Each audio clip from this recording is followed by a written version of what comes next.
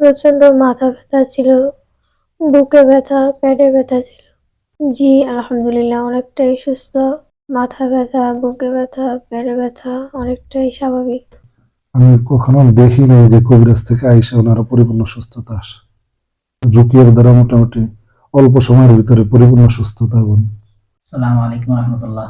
সম্মানিত দর্শক মন্ডলী, আমাদের সামনে একজন বড় হাফেজ মাওলানা, একজন আলেম, আর ওনার আহলিয়া, উনি একজন আলেমা।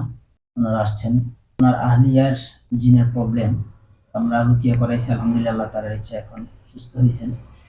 আমরা ওনাদের কাছ থেকে একটু রিভিউ নেই যে কোরআন সুন্নাহ অনুযায়ী ট্রিটমেন্ট করার পর ওনাদের অবস্থাটা। আসসালামু আলাইকুম রহমতুল্লাহ, কি অবস্থা আপনার এখন? ওয়ালাইকুম আসসালাম রাহমাতুল্লাহ। জি, আলহামদুলিল্লাহ। আপনার সমস্যাগুলো কি কি হইতেছিল যদি একটু সংক্ষেপে বলতেন। প্রচন্ড মাথা ব্যথা ছিল, বুকে ব্যথা, পেটে ব্যথা ছিল। এটার জন্য কোনো ডাক্তার দেখান নাই? ডাক্তার দেখাইছিলাম, ওষুধ খাইছি কিন্তু কমে নাই।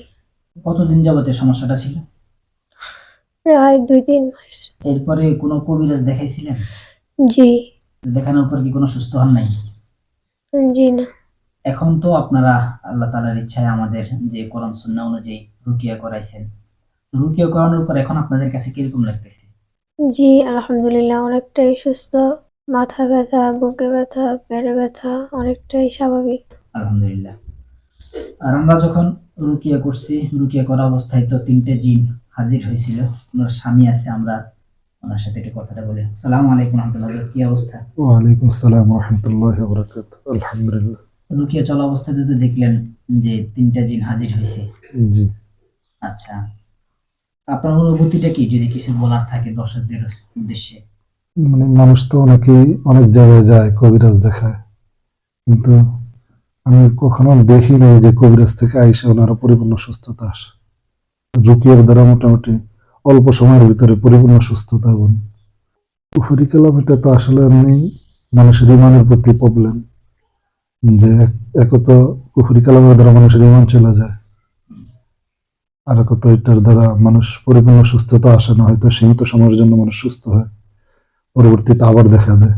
হুম, আর যাতে এর দ্বারা আল্লাহ নারাজ হয়, রসুল নারাজ হয়, মানুষের ইমান চলে যায়, মানুষ জাহান্নামের দিকে চলে যায়। আমরা মনে করি কুফরি কালাম যাতে আমাদের জীবনের জন্য ক্ষতিকর এবং আমাদের পরকালের জন্য ক্ষতিকর, এগুলো পরিত্যাগ করে যেন আল্লাহর কোরআন অনুযায়ী, আল্লাহ যেভাবে কোরআনে যেভাবে সুস্থতার জন্য ওয়াদা করেছেন বা অঙ্গীকার করছেন, যেন আমরা ওইভাবেই চিকিৎসা নিতে পারি। আচ্ছা, তো এখন তো আপনার আহলিয়া রুকিয়ার মাধ্যমে আমাদের কাছে ট্রিটমেন্ট করানোর পর আলহামদুলিল্লাহ এখন পুরোপুরি সুস্থ তো? জি, আলহামদুলিল্লাহ। আলহামদুলিল্লাহ, ঠিক আছে। তো দর্শক, আমরা সকলেই দোয়া করবো আল্লাহ তাআলা ওনাদের সংসারটাও যাতে সুখে রাখে, আর এই বোনটাকে যাতে সারা জীবন সবসময় যাতে সুখে রাখেন, সবসময় সুস্থ রাখেন, এই জন্য আমরা সকলে দোয়া করি। এবং আরো যত অসুস্থ মানুষ আছে সকলকে যাতে আল্লাহ তাআলা সুস্থ রাখেন, এই জন্য আমরা দোয়া করি। আমিন। আসসালামু আলাইকুম রহমতুল্লাহ।